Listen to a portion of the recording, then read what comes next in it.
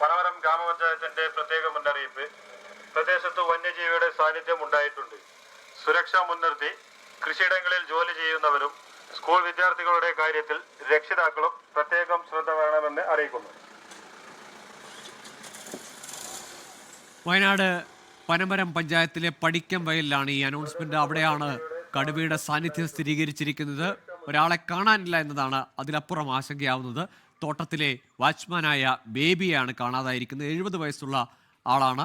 ഇന്ന് അദ്ദേഹത്തിൻ്റെ mobile phone മാത്രമാണ് ആ ഷെഡിൽ നിന്ന് ലഭിച്ചത്. അദ്ദേഹം ഇനി ഒരുപക്ഷെ കടുവയുടെ സാന്നിധ്യം അറിഞ്ഞ് അവിടെ നിന്ന് എങ്ങോട്ടെങ്കിലും മാറിയതാണോ എന്ന സംശയം കൂടിയുണ്ട്. പക്ഷേ ആ പ്രദേശമാകെ തോട്ടങ്ങൾ നിറഞ്ഞ ഇടമാണ്.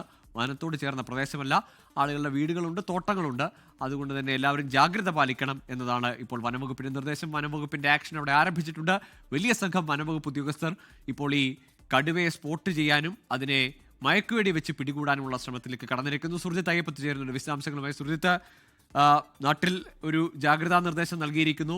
പടിക്കം വയൽ മേഖലയിൽ ആളുകൾക്കൊരു ആശങ്കയുണ്ട്. പ്രത്യേകിച്ച് ഈ വൈകുന്നേര സമയമാകുമ്പോഴേക്കും സ്കൂൾ വിട്ടൊക്കെ ആളുകൾ, കുട്ടികളൊക്കെ എത്തുന്ന സമയമാണ്. ഈ മറ്റ് ജോലികൾക്കൊക്കെ പോയ ആളുകളൊക്കെ മടങ്ങുന്ന ഒരു സമയം കൂടിയാണല്ലോ. ഗോകുൽ, കൂടുതൽ വനംവകുപ്പ് ഉദ്യോഗസ്ഥർ ഇവിടേക്ക് എത്തിയിരിക്കുന്നു. എന്താണ്, എങ്ങനെയാണ് മൂവ്മെന്റ്? സെർച്ച് നടത്തിക്കൊണ്ടിരിക്കുകയാണ്. അവിടെ ലൊക്കേറ്റ് ചെയ്തിട്ടുണ്ട് ഏകദേശം. അപ്പോൾ എന്തായാലും നമ്മൾ കൂടുതൽ നോക്കട്ടെ, സെർച്ച് നടത്തിയിട്ട് ബാക്കി പറയാം. സിംഗ് ഒരാളുണ്ടെന്ന് പറയുന്നത് അല്ല, അതിനെക്കുറിച്ച് നോക്കട്ടെ. ഹാഷിഫാണ് സംസാരിച്ചത്. അദ്ദേഹം റേഞ്ച് ഓഫീസറാണ്, ഇവിടുത്തെ ഈ കൽപ്പറ്റ റേഞ്ച് ഓഫീസറാണ്.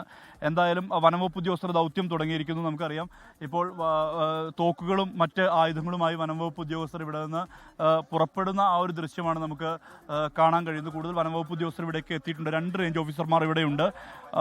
ഒരു രഞ്ജിത്ത് റേഞ്ച് ഓഫീസറുണ്ട്, ഒപ്പം തന്നെ ഹാഷിഫ് എന്ന് പറയുന്ന റേഞ്ച് ഓഫീസർമാരുണ്ട്. കൂടുതൽ ഉദ്യോഗസ്ഥർ ഇവിടേക്ക് എത്തിയിട്ടുണ്ട്. എന്തായാലും വനംവകുപ്പ് ഉദ്യോഗസ്ഥർ അവർ വൈൽഡ് ബോർ തോക്കുകളുമായി യാത്ര തിരിക്കുന്നു. അവർക്ക് വേണ്ട സുരക്ഷാ സന്നാഹങ്ങളടക്കം വനംവകുപ്പ് ഉദ്യോഗസ്ഥർ ഒരുക്കുന്നു. പോലീസ് സാന്നിധ്യവും ഇവിടെ ഉണ്ട്. ആളുകളെ സംബന്ധിച്ച് വലിയ അളവിലുള്ള ആശങ്ക. ആ ആശങ്ക ഈ ഒരാൾ മിസ്സിംഗ് ആണ് എന്നുള്ളതാണ് ഏറ്റവും വലിയ ആശങ്ക. അദ്ദേഹത്തിൻ്റെ പേര് കിട്ടി. എന്താണ് മിസ്സിംഗ് അയാളെ ഇപ്പോൾ കണ്ടു കിട്ടിയെന്നുള്ളൊരു ഇൻഫർമേഷൻ വന്നിട്ടുണ്ട്, കിട്ടിയിട്ടുണ്ട്. അങ്ങനെ വിവരം കിട്ടിയിട്ടുണ്ട്. ഒരു ആശ്വാസകരമായ വിവരം, അതായത് നേരത്തെ മിസ്സിംഗ് ആയിട്ടുള്ള ആളെ കണ്ടുകിട്ടി എന്നുള്ള വിവരം ഈ നാട്ടുകാർ പങ്കുവെക്കുന്നു. അത് വലിയ അളവിൽ ആശ്വാസം പകരുന്ന വിവരമാണ്. നാട്ടുകാരാണ് അത് പങ്കുവെക്കുന്നത്. മിസ്സിംഗ് ആയ ആ ബേബിയെ കണ്ടുകിട്ടിയിട്ടുണ്ട്. ജോണി എന്ന് പറയുന്ന ആളുടെ തോട്ടത്തിൽ ജോലി ചെയ്തിരുന്ന ആളാണ്. അദ്ദേഹത്തെ കണ്ടുകിട്ടി എന്നുള്ളതാണ് നാട്ടുകാരാണ് ഈ വിവരം പങ്കുവെക്കുന്നത്. ആശ്വാസകരമായ വിവരം. നേരത്തെ വലിയ ആശങ്കയ്ക്ക് ഇടയാക്കിയിരുന്നു. അങ്ങനെ ഒരാൾ കാണാതായി, അതായത് കടുവ സാന്നിധ്യം ഉണ്ടായ പ്രദേശത്ത് ഒരാളെ കാണാതായി എന്നുള്ള തരത്തിലുള്ള വിവരം ആദ്യഘട്ടത്തിൽ പുറത്തു വന്നു. പക്ഷേ അദ്ദേഹത്തെ കണ്ടുകിട്ടി എന്നുള്ളത് വലിയ ആശ്വാസകരമായ കാര്യമാണ്. എന്തായാലും വനംവകുപ്പ് ഉദ്യോഗസ്ഥർ അതിൻ്റെ ആക്ഷനിലേക്ക് കടന്നിരിക്കുന്നു. ആ ഒരു കാഴ്ചയാണ് നമുക്ക് കാണാൻ കഴിയുന്നത്. കൂടുതൽ തോക്കടക്കമുള്ള കാര്യങ്ങൾ എടുത്തുകൊണ്ട് ആ ഒരു ആക്ഷനിലേക്ക് വനംവകുപ്പ് ഉദ്യോഗസ്ഥർ കടക്കുന്നു എന്നുള്ളതാണ്. അതൊരു വലിയ ആശ്വാസകരമായ ഒരു വിവരമാണ്. എന്തായാലും വനംവകുപ്പ് ഉദ്യോഗസ്ഥർ, ഇവിടുത്തെ പ്രദേശവാസികളടക്കമുള്ള ആളുകൾ ഈ വിവരം പങ്കുവെക്കുന്നുള്ളതാണ് കരുതുന്നത്. ആളെ കണ്ടുകിട്ടി പറയുന്നു. കാണാതെ ആളെ കണ്ടെത്തിയിട്ടുള്ള വിവരം അവിടെ നിന്ന് കിട്ടി. ഫോറസ്റ്റ് ഡിപ്പാർട്ട്മെന്റ് ആൾക്കാർ തന്നെ ഐഡന്റിഫൈ ചെയ്ത് വിവരം അറിയിച്ചിട്ടുണ്ട്. മാറിയതായിരിക്കാം. മറ്റും അവിടുത്തെ റേഞ്ച് കുറവുണ്ട്. ഒരു പക്ഷേ ഇതാ വിളിക്കുന്ന കോൾ. ഹലോ, അദ്ദേഹത്തിന് എവിടെ നിന്ന് കിട്ടിയേ? ഒളിച്ചിരിക്കുകയായിരുന്നു. ഓക്കെ, എവിടെയായിരുന്നു? ഷെഡിൽ തന്നെ ആയിരുന്നു അല്ലെ? ഷെഡിലോട്ട് കയറുന്ന ഭാഗത്ത് ആളെ കിട്ടിയിട്ടുണ്ട്. നമ്മുടെ സ്റ്റാഫ് അവിടെ ഉണ്ട്. എന്തായാലും അതൊരു ആശ്വാസകരമായ കാര്യമാണ്. കാരണം ഈ ബേബി എന്ന് പറയുന്ന ആളുടെ കാര്യത്തിലായിരുന്നു ഒരു ആശങ്ക നിലനിന്നിരുന്നത്. ആ ആശങ്കയ്ക്ക് പരിഹാരമാകുന്നു. അദ്ദേഹം കടുവയെ കണ്ടിട്ടില്ല. അദ്ദേഹം തോട്ടത്തിലുണ്ടായിരുന്നു. എന്താ വിവരം ഒന്ന് പറയൂ. അദ്ദേഹം കടുവയെ കണ്ടിട്ടില്ല. അദ്ദേഹത്തെ ന്യൂസ് അറിഞ്ഞിട്ട് അദ്ദേഹം ഒളിച്ചിരിക്കുകയായിരുന്നു. അപ്പോൾ മറ്റു പ്രശ്നങ്ങളൊന്നുമില്ല. അയാൾ സേഫാണ്, സേഫ് സോണിലാണുള്ളത്. തീർച്ചയായും വലിയൊരു ആശ്വാസമാണ്. അദ്ദേഹത്തെ കണ്ടെത്തിയെന്ന് പറയുന്നതിന് വലിയൊരു ആശ്വാസമാണ്.